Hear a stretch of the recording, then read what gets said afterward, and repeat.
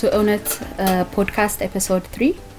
Today we'll be talking about women in academia, and Ewnet Podcast is a platform for women researchers to amplify their voices and showcase their research work. I'm Dalaya and I'll be hosting this episode.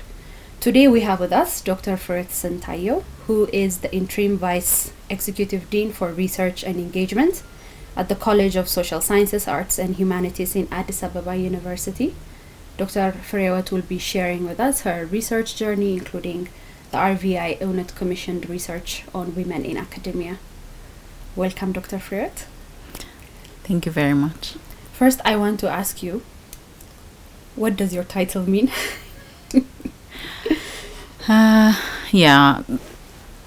Let me first start by thanking you for this invitation. And my new position is it's just a recent one, but basically the way I understand it, it's mainly because the university doesn't only teach but also conduct research and community engagement. And my position is specific to the College of Social Sciences, Arts and Humanities.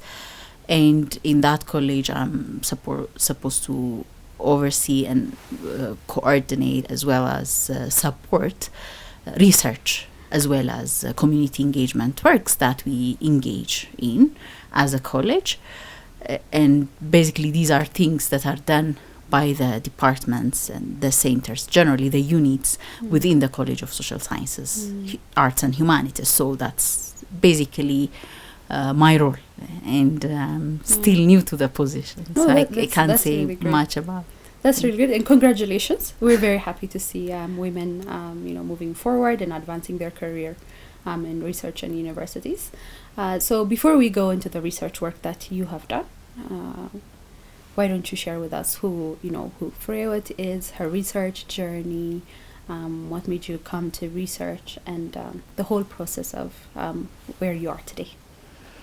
Okay, I am assistant professor of political science and international relations. And to start with my educational background, I did my undergrad studies, basically my BA in political science and international relations, my MA in international relations, and then my terminal degree, basically my PhD in political science. So I basically studied political science, international relations from different points of views. So specifically looking at my research journey, I started thinking about research when I was doing my master's. So basically when I conducted my master's thesis, it was really a meaningful research for me, mainly because at the time I was working with Save the Children UK, and I really wanted to link what I did there with what I was studying. And the research interest that I had was mainly in political economy, and I wanted to see more the foreign aid context in Ethiopia. So that's why I conducted my master's thesis on the productive safety net program. And back then it was just the first phase. So that's how I started.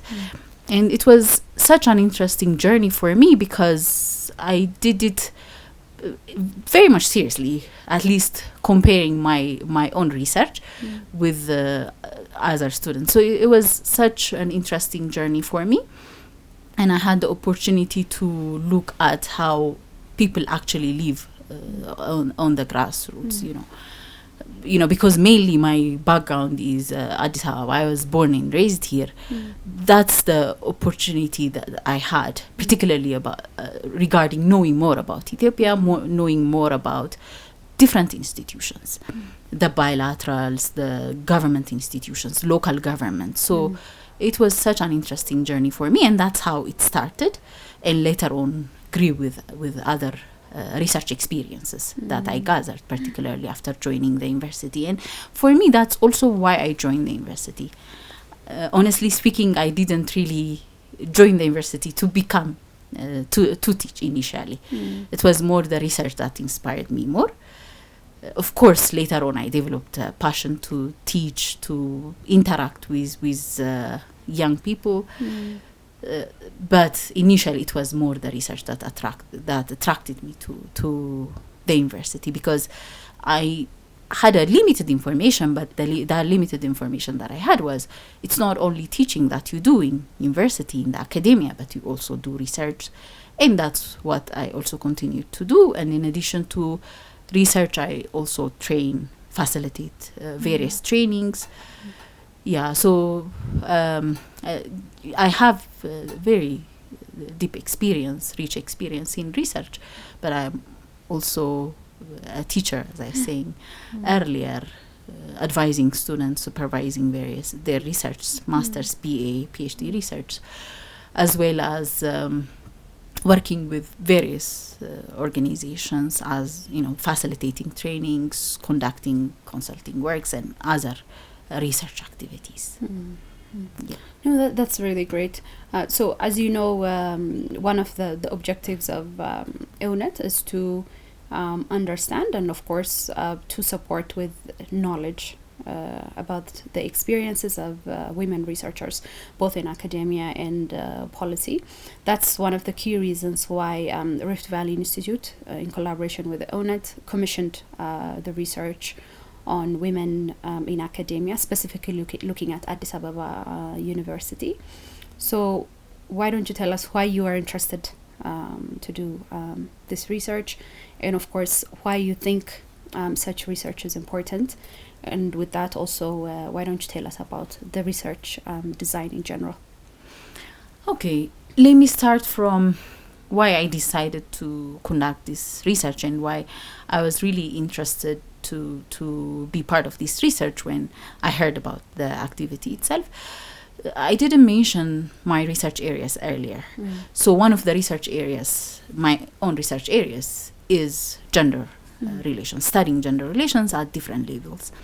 So previously I had opportunity to study gender relations at different levels with various research institutions, think tanks that I collaborated with.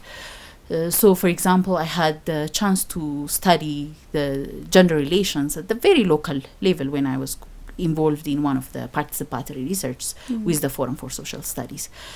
So it was such an interesting journey for me, because it made me, it was an eye-opener in terms of how gender relations operate at different structures. And in that particular instance, I had the opportunity to study how gender relations operate within specific cultural contexts. So that was an eye-opener for me personally. And then I also studied the state of women factory workers in the textile industries more recently. So this is in the industrial parks. Then I also conduct gender research, particularly studying the different levels, the different structures of government, basically the legislative and the executive in different instances. And I conducted an assessment on political parties, women's engagement, participation, different levels of engagement in political parties. So obviously I was very much interested in this particular instance because, I was studying gender relations in various contexts, and this particular research is very close to me. I operate in the other structures as well, but this one was very much close to me, the university, the academia. So that's why it was an interesting activity for me personally. So that's why I decided to also go for this particular work.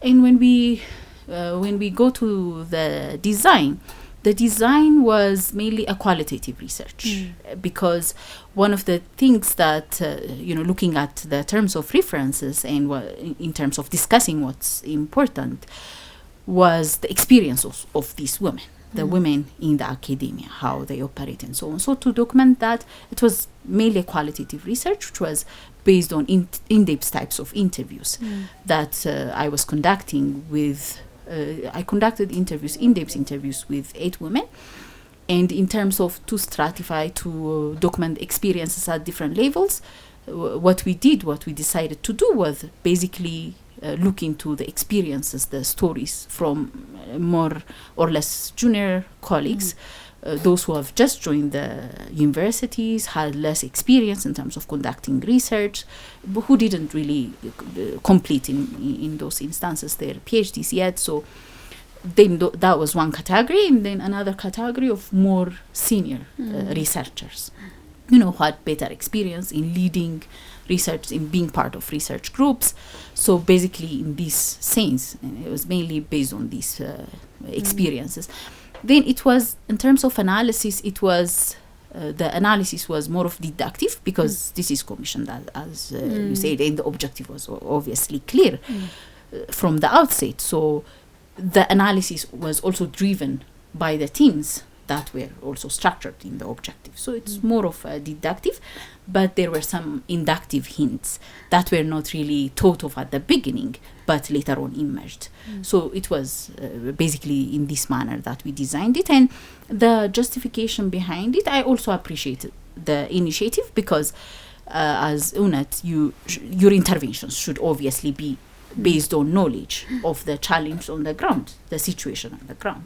So in that sense, I believe it's very much important to make the interventions knowledge-based. That's great, Dr. Friert. I think you are the right person to do the research, because you are already in the academic space. So, of course, further in our discussion, we'll also hear from your personal reflections as well. So I know it's a long research, and it's very difficult to cover all the major discussions and findings in this podcast. But we want to hear from you about the key findings of the research. So, is there data that you can share with us, some case studies and stories, and also if you found things that are expected, surprising through this research journey? Yeah. So as you said rightly, the findings are very broad to discuss, but just to focus on the major ones. The first thing that I would like to talk about is the underrepresentation of women. So the finding clearly stipulated that women in the academia generally are underrepresented if you look at the literature. But this particular research was focused on these humanities and social science fields, and the expectation is that there will be more women even in the academia, in the fields of social sciences and humanities. And that's also the international trend in the assumptions. But that's not true in our case, because the same type of trend is also found in the social sciences and humanities. So if we talk in terms of numbers, for example, in Addis Ababa universities, these humanities and social science fields that were part of this research, women were represented about 46 out of the 238 total number of staff. Wow. Right? And this is basically 16.2% in terms of percentage. So it's very low, even by international standards, by national standards, even by Addis Ababa University standards. So it was very low in terms of numbers. That's part of the major findings, personally. And then it's not only about the numbers, but the actual work that women do in terms of, be it in terms of conducting research, because the focus of this study was the research, right?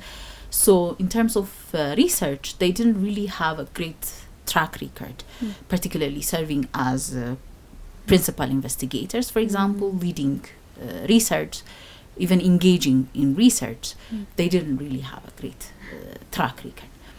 And similarly, publications. So when we talk about publications, we're not, in academia, as you know, we're not talking about publications in general, but publications in reputable journals is very low. The number of women publishing their works in reputable journal is very low. So representation from different perspectives, not only numbers, but their actual engagement, the type of engagement. And an interesting data that I found from literature is from Mazat's publication. She published her work in 2017, and it showed that in the Ethiopian Journal of Development Studies, back then, this was in 2017, there were only 12 authors and co-authors. Not only the lead authors, but even counting the co-authors, there were only 12 women who published in that journal. Imagine, in that journal in 2017 was operational for about 40 years. Wow. So this was really huge, and I'm sure if we did similar type of research or looking at the data actually in other journals, similar trends are there. Because even, and this is not only national, but also international. I've also looked at some studies that show the trend is somehow similar in international journals. So this was one of the findings, and sort of a continuation of the studies that were being conducted in the past. And then the second, in terms of the second issue that I would like to talk about in terms of findings is why. Why are women underrepresented generally, and why is their work not as significant as the men?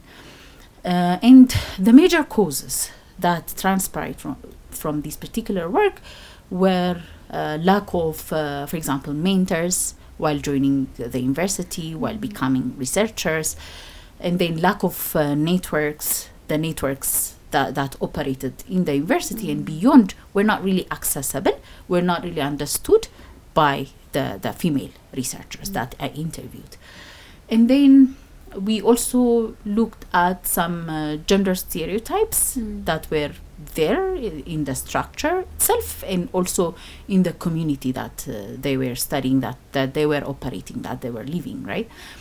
And then the last one was this the challenge to strike the balance between work and life, the work-life balance. And the last one that I shouldn't forget is the mobility challenge that women have to freely move from one place to another to conduct their research. So these were the major challenge that really came out in terms of informing the experiences. And looking at stories, there are several stories in the research, as you know, but let me share with you two probably interesting ones, one from a senior colleague, and then another one who's just enrolled in her PhD study. So one of the senior colleagues that I talked to told me about her experience in her own institute when the staff members were allocating tasks, particularly when they were restructuring their journal back then. When they were structuring their journals and they were dividing roles. So when they were dividing roles, she was interested to engage in, for example, reviewing some papers, contributing, facilitating seminars, because those types of activities were being discussed. But when those types of activities were discussed, her name, not only her name, but also the names of other women colleagues were not really coming up. But then they reached a time where they started talking about who's going to handle the snacks and coffee. Then their name started to appear, and this is really part of the stereotypes, following the roles, the gender, the usual roles, following us to the university. And then an interesting story from a PhD student, as I was saying, was one PhD student that we interviewed, who's also part of the academic staff of the university, stated that she didn't really tell her parents that she was enrolled in the PhD program because they want her to get married, have children before she joins her PhD program, right? So this was really an interesting interview story for me, because the challenge don't only come from the university, but also from our family, from from the community at large. So again, this is an interesting and something that came as a surprise for me was again there were some female colleagues that really didn't think that gender or the gendered factors that we discussed or that were broadly discussed in the research really informed their experience. That's something that surprised me. Of course, it's not a lot of the interviews that came up with those types of arguments, but it was it was covered in the research in different ways. Particularly, for example, how these women were particularly coming from the more junior sections of the informants. And then one of the reflections that I started having, maybe we'll talk about it later on, is that maybe when you are a junior or when you've just joined the university, the years of experience matter most, or you feel like that matters most rather than the gender factors that we discuss about, right? So that was a surprising type of finding, or story. Those types of stories were surprising for me. Yeah, it's fascinating. I mean, I enjoyed reading your work, and there are much more case studies and examples, like more than you spoke about. And with the conception of Ewnet in the beginning, we spoke about absence and presence of women. So there are a number of women who are actually present now. With in the social sciences and humanities, we do see some numbers. We can't say they're fully absent, but we can't also say they're fully present as well. But then even those who are present now in the system, you find their voices are absent in publications and important spaces where you share, like intellectual knowledge. So for us, it was almost an eye opener, of course, and at the same time, it's also amplifying the voices of women in this space. I also found the discussion on, for example, senior-junior relationships that you were talking about, which I also want you to say something about, is actually quite interesting, because we're talking about, yes, how women related to male colleagues, but we need to also discuss how women relate to other women as well, and in the various dimensions as well. And also, that discussion about, as junior scholars or junior researchers, you tend to disassociate yourself with the gender issue, because you don't want that label. But then when you operate in that space, when you take your time and when you have longer years of working in that space, you recognize that although you try to disassociate yourself from it, you can't escape it, because it's a serious structural issue. So I want to hear more from you about the relationship of women academics to other women, which I also know is shaped by structural factors as well. And maybe one other point on the networks, which I think is also important. And I connect to that so much on the policy discussions and the policy research as well, that the networking of, because those who dominate the structure also, dominate the network as well. And to break into that network, to come into that space is already difficult. So maybe you can say a few words on those specific areas. It would be great. Yeah. These are very much important for me, because we are conscious of the challenge in our own space as individuals, and we don't really make it part of the structure.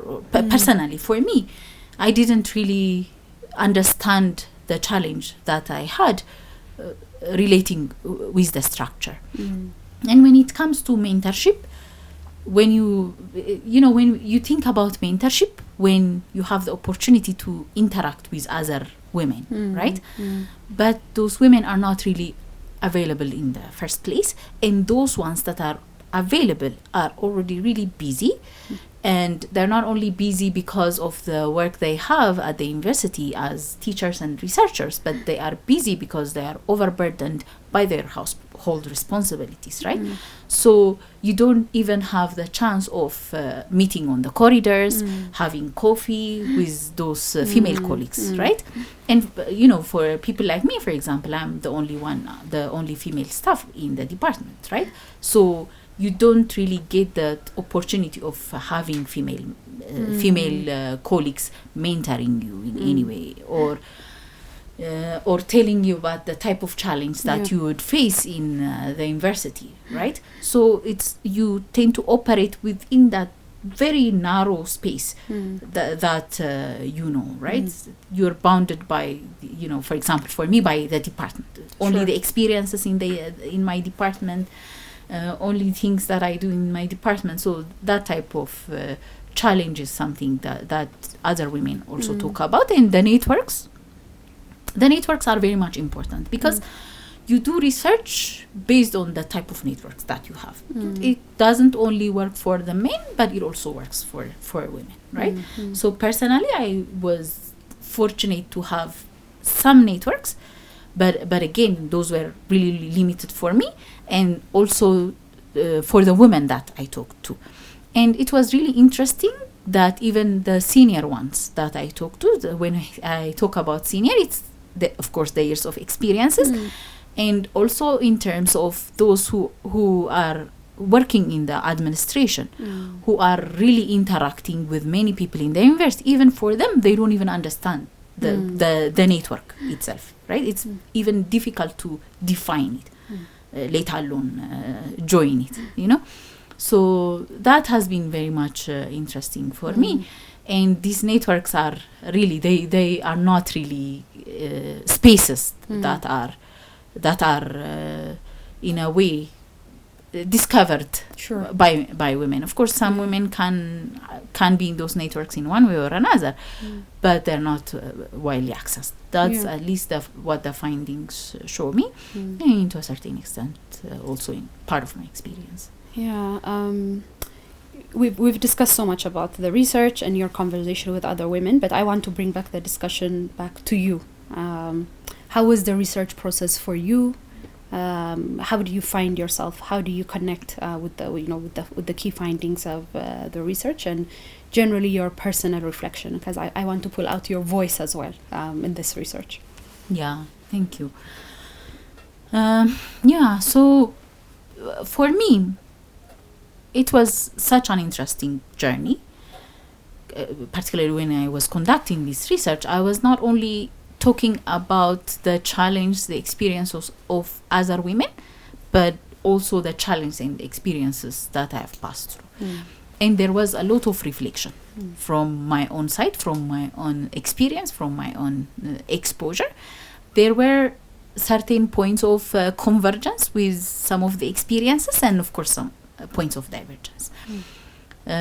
So let me tell you about my in a way my own research journey, particularly within this context, the context of the research.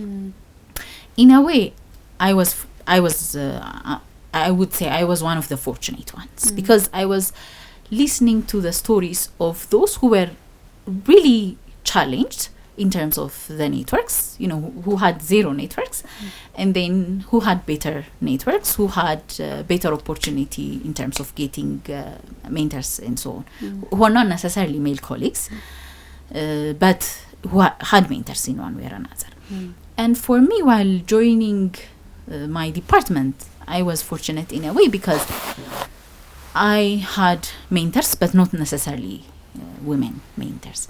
And in fact, my research journey is highly informed by the mentors, by the networks that I was able to establish from within the department. Because many of the research experiences that I gathered was not from within the department, but the works that I conducted with think tanks, like for example, the Forum for Social Studies. And those links were really established by the networks that I had within the department. But personally, from my own experience, I also relate to the challenge regarding networks of conducting research, serving as lead researcher, publishing, because my networks were limited. I had networks, I was fortunate, as I was saying, but it was really limited. For example, I am not really aware of those networks beyond my department, for example. And a lot is happening in that network. I am not aware of the networks that exist, widely, and to the extent that I can, to the extent of using all my potential, or most of my potential. So I really relate to those challenges. And then I also relate to the challenge of women who were struggling to balance, to strike a balance between their work responsibilities and family responsibilities. And in fact, because I didn't have a female mentor, for example, nobody really tells me about that. True. And And it really informs our experience as researchers. Because the time that we allocate for research, the time that we research is very much rigorous work. It requires a lot of labor. It requires a lot of time, and it requires a lot of focus. And many of these are compromised by this challenge of striking the balance and the guilt that I have. When I'm at work, I feel the guilt because I'm not at home. I'm not with my husband. I'm not with my children, you know. And then when I'm there, I feel the guilt of not being at work, not writing, not transcribing, not analyzing, those types of things. So I really relate to those challenges. And honestly, it was really an eye-opener for me, this research, because it made me feel like, wow, I'm not alone in this. And it really creates the solidarity that you're looking for. And yeah, it was such an interesting experience. And I found myself framing my challenge at structural levels, at different levels. And I felt that, I'm not alone. So I know it was it was an important research, and we have tried to cover important research questions within the research, but what gaps remain unanswered, or what questions remain unanswered? What gaps have you seen potentially for future research as well? Yeah, so in terms of gaps or in terms of areas for future further research, you can think of expanding the scope, and you can also think of in terms of following certain analytical hints that were identified in this research. So in terms of expanding the scope, it's basically because it was focused on Addis Ababa University, and the context in Ethiopia would definitely vary, or it adds up to the experience that's happening, that we found in Addis Ababa University. Personally, that's what I think. You can think of what's happening in other public universities, for example, or even private university settings.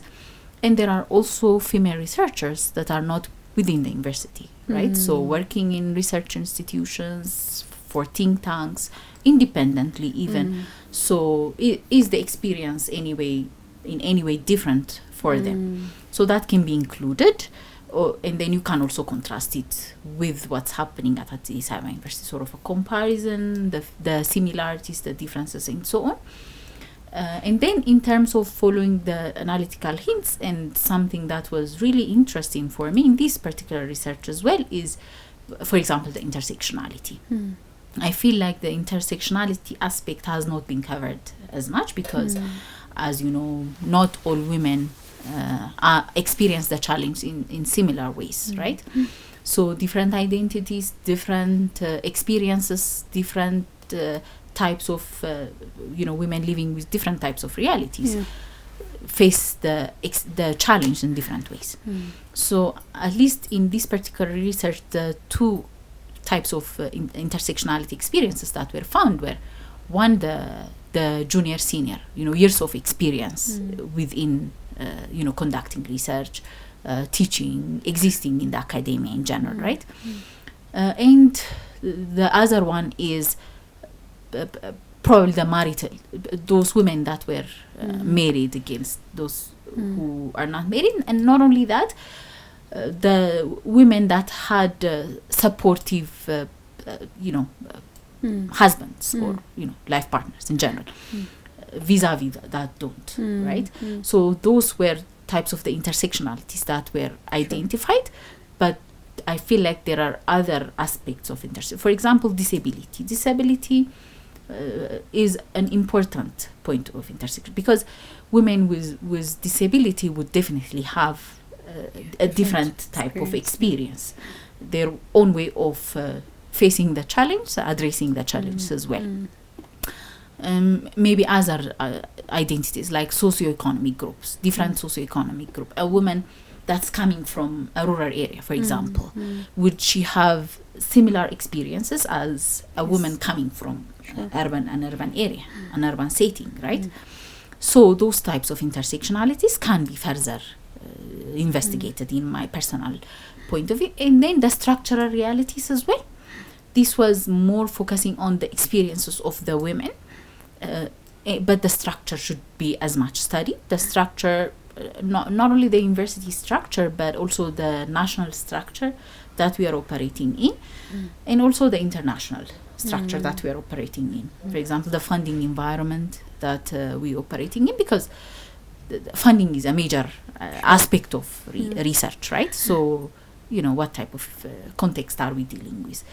And then the policy-wise as well, in-depth investigation into not only the university policy itself, but also even at the national level. What type of support is there? What type of institutional setting is there? So in that sense, in terms of scope and in terms of analytical issues, it can be addressed.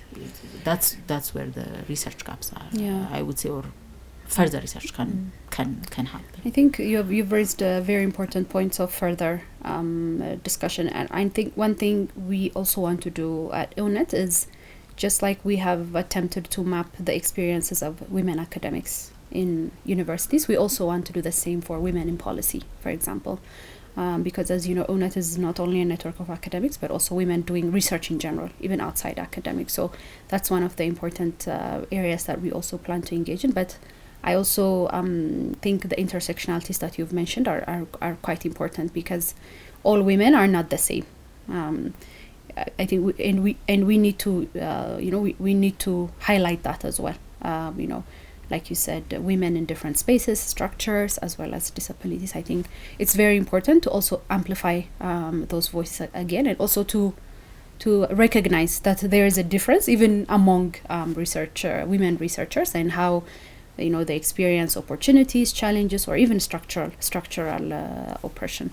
Maybe one thing I will ask you before we move to conclusion is, first I would like to hear about your choice to stay in academia, because we know that there are women who were in academia but who have left, but you are one of the few women who have stayed and who have continued to stay in academia. So that would be very interesting to hear, I am sure, for our listeners and viewers, and also maybe to talk about what potential avenues exist now to impact these changes that we've talked about. We know, for example, Addis Ababa University is going through a huge reform. There are now openings and opportunities to talk about restructuring institutions internally. So I mean, how does that process look like in terms of responding to the challenges of women in academia? The main reason, as I was telling you at the beginning, the main reason for me to join the academia is being able to conduct research.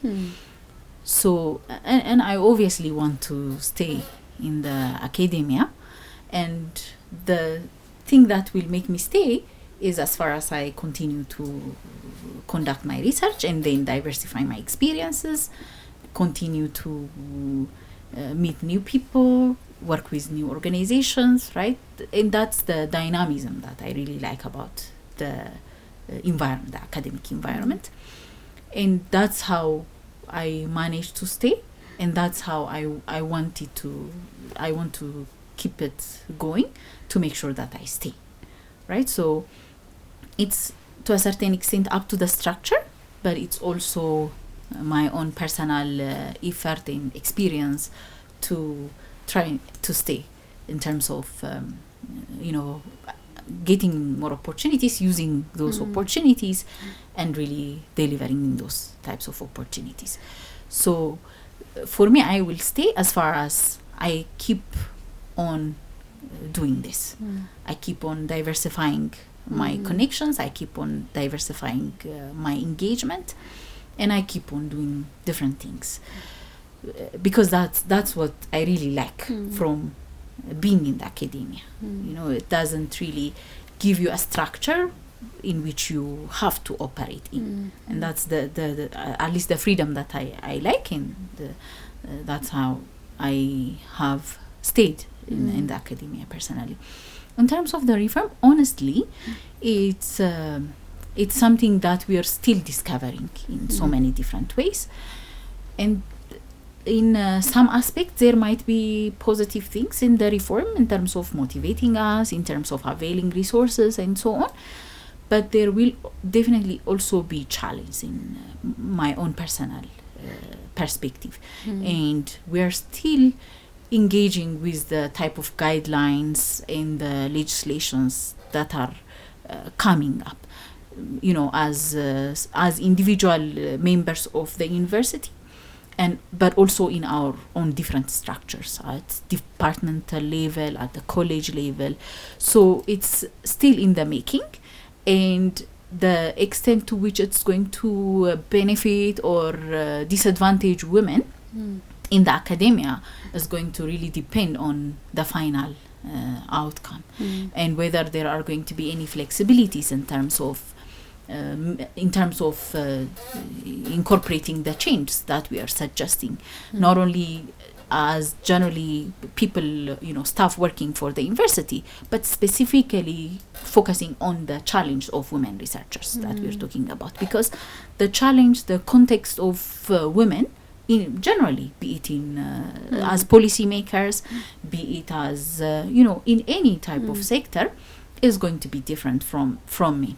And unless there is that type of understanding from the university leadership, in my own personal view, personal opinion, and also from the discussions that I had with many of other female colleagues, is that unless that gendered experience realities, for example, the reproductive responsibilities, Exactly. because when a woman has a child, then there's going to be some kind of distraction in her career, right? Because it's not only physical, but it's also an emotional type of responsibility and experience. And unless our systems are open to this, or unless they are going to consider these types of realities, women are not going to really survive. And we are complaining about the 16% now, but it may actually be less, even less. So it's really high time to also consider the gender realities and the differences, in fact. Yeah. Thank you so much for that, Dr. Ferret. I think Ewnet is happy to be in the space to enhance the voices of women in research. And we've raised very important points about women researchers in academia, their experiences, what they're facing, including challenges of underrepresentation. So we've looked at their absence. We've looked at somehow their presence as well, but what their presence looks like. We've looked at, work-life balance. We've looked at, the informal networks that are quite important to advance academic career. But we've also seen your voice, which I think is quite important as well, because you have a lived experience already operating in the space. I think the message is clear that this is an important issue, and of course it's also high time for the reform also to consider this, but also to think about what aspects of the institutional arrangement that we have to change or we have to think about to amplify women's voices is quite important. I want to thank you for being with us today, Dr. Ferret. It was an amazing discussion and very, very interesting research. I want to tell our listeners that Ewnet will be publishing the research, and it will be available widely circulated as well for people to have a look, but also to give their comments on the research as well. So to listen to this episode, you can go to the Ewnet website, which is posted under this video. We're very happy to be here. Thank you so much.